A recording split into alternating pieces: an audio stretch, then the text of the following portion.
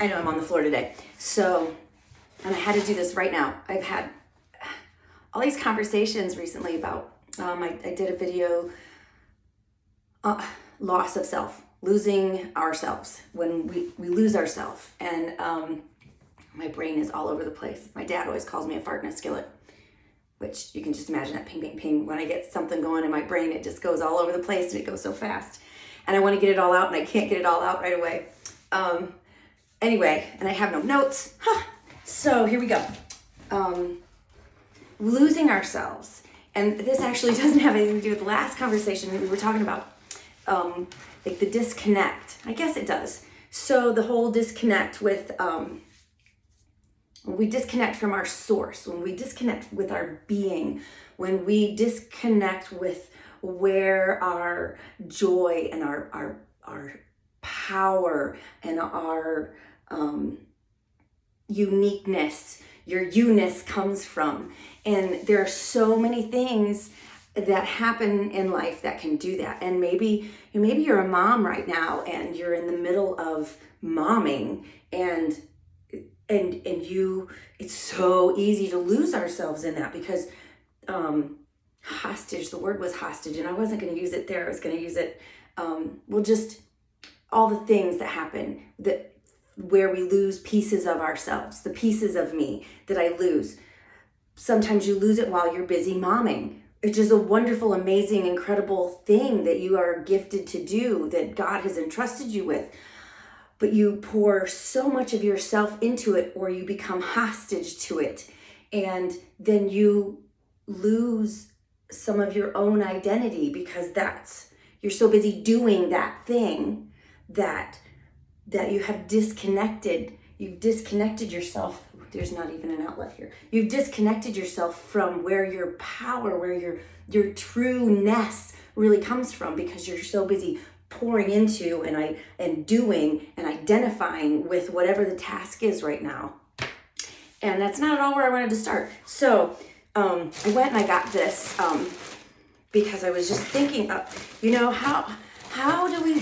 how do we lose ourselves? Where is it that along the way, all of a sudden we wake up one day and we don't know who we are anymore? We're just lost. We're just lost.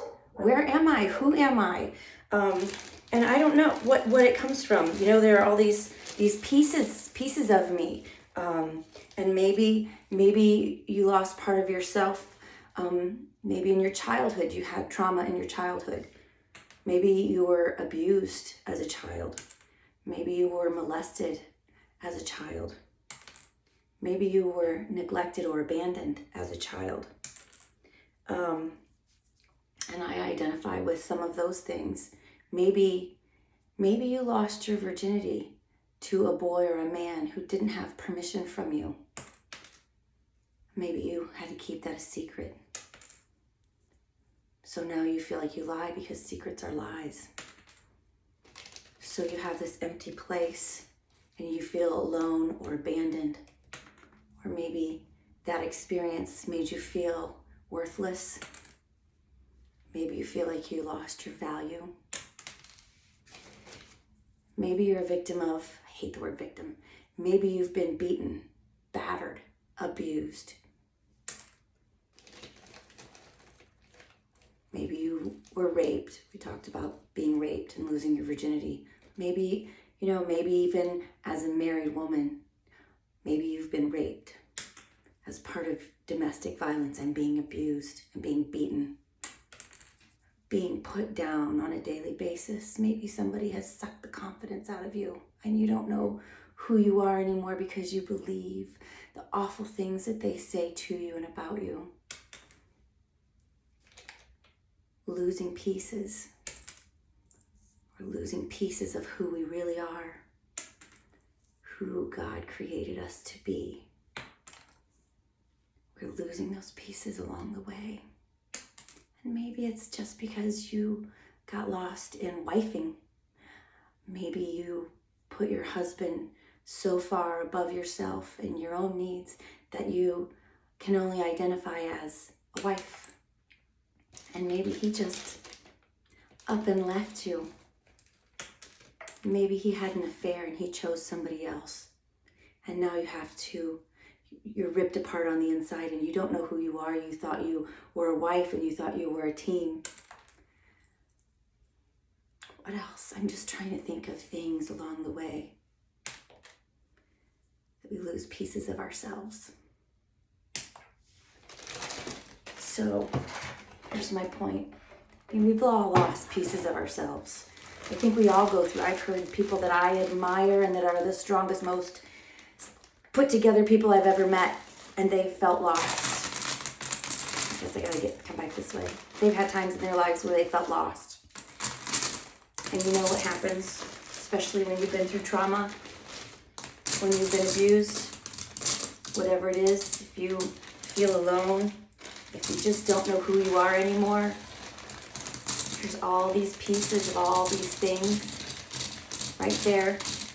You know what you gotta do? If you wanna find yourself, if you wanna get back to your power source, if you want strength and joy and happiness and peace and to love who you are again, to know who you are again, to be your own best friend again, maybe even to restore some of that innocence or curiosity, amazement. Just, you have to sit with it. You have to sit with all of these pieces. All the things that make you who you are. All the things that have made you lose who you are. Loss of self. Loss of knowing who I am. Loss of energy. I have to sit with these things. And that's not an easy thing to do. Because each and every piece that came out of me, that came a part of me, that fell from me, that was stolen from me, that was taken from me, that was a lie or a secret that has just taken pieces of me and emptied me out so that I don't know who I am, so that I feel this loss of who I am. I have to sit with that. And first I'm going to say, don't do that alone. There are times when it is healthy to sit with things that have happened to you with your traumas, to sit with them. But definitely find someone that you trust. Find a counselor, find a PTSD counselor, find someone in the mental health world, find a mentor from your church, find somebody that you can absolutely trust 1000%. And let them help you sit with these pieces. Because we do lose ourselves. And when we have traumas, we have physically in our brain, this bridge in our brain. And when you go through trauma, I'm not going to say especially as a child, but when you go through trauma, say you go through a childhood trauma, and your brain, your body is going to do whatever it can to protect you from losing too many pieces of yourself, of your sweet little perfectly made self. So you have these events and this trauma, and they're too big. Like you got a 1-lane bridge, and you got a double wide everything and a double stacked everything, and it gets jammed up and it can't get across the bridge in your brain. And that's to protect you. But they stay back here in these little places, in these little boxes. And you have to sit with it. These pieces, these maybe horrible things that have happened, that have made us lose ourselves, even if for a moment. And they're not everything is traumatic. Being a mother is a wonderful thing, but sometimes we lose that. We lose ourselves while we're mothering. I know when my daughters left, all of a sudden I was like, I'm never going to be that mom. I'm never going to be that mom. I'm not going to be. My daughters both left. My house was empty. And I was like, what do I do now? What do I do? I didn't even know what to do. It took me a long time. I'm like, I got to get some new hobbies. Well, it was a good time for me to sit with myself as well. And to sit with it, whatever it is, all these things that made me lose myself. I lost myself when I got divorced. He was my everything. He was my whole wide world. We moved all the time. Everything was, and I loved it. I loved my life. I loved our life, and I lost all of that. And all of a sudden I was lost. Who am I? Who is myself? Who am I? Who's myself? I don't know who I am anymore. Where do I find myself again? Again, got to get some new hobbies. I know I'm laughing, and this is so serious, and I really, really want this to make sense. You got to sit with it. Whatever it is that's making you feel like you have lost yourself, that you are disconnected from your power source, that you no longer know, who am I? What am I? Why am I here? You got to sit with it. You got to sit with it.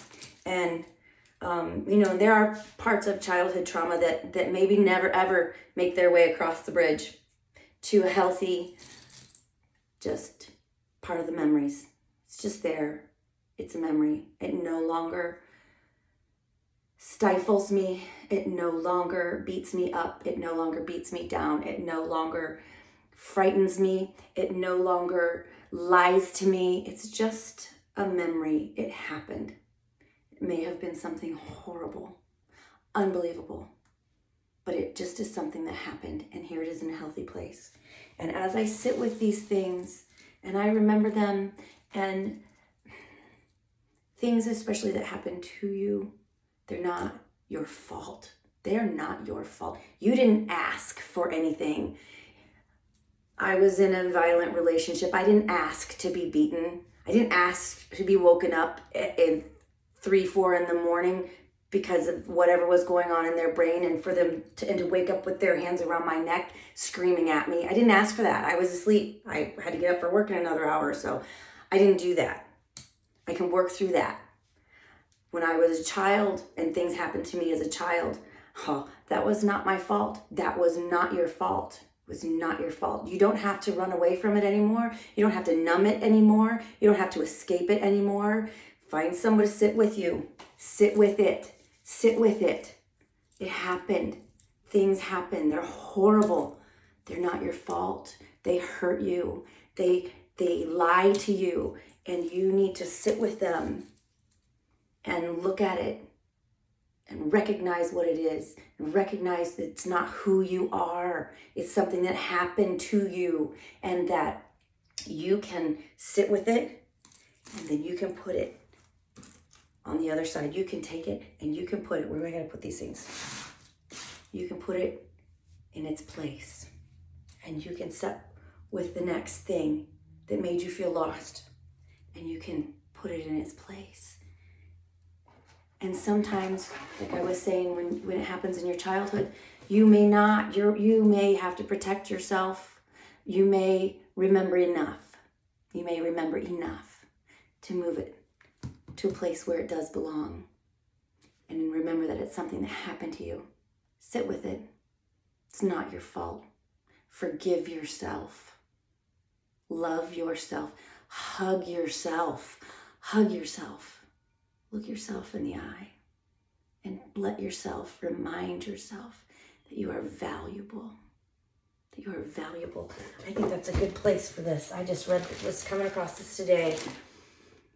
God tells us that He has inscribed you and me. He has inscribed me on the palms of His hands. He tells us that in Isaiah 49. He's inscribed us on the palms of His hands. He delights in us. He thinks we're awesome and wonderful. And we can put ourselves back together if we sit with it, whatever it is that has caused us to lose ourselves, and put it back together piece by piece. I love you guys. I hope this meant something to somebody. It really, really did with me today. I don't know why I was so excited about sitting here and throwing puzzle pieces on the floor, but it made sense to me that way. And so many of us have lost pieces of ourselves along the way. So sit with it and talk to it and recognize it and forgive yourself. Forgive that other person. That's a whole nother thing. And move on. Amen, sister. Hope somebody got one of those, and I'll talk to you guys soon.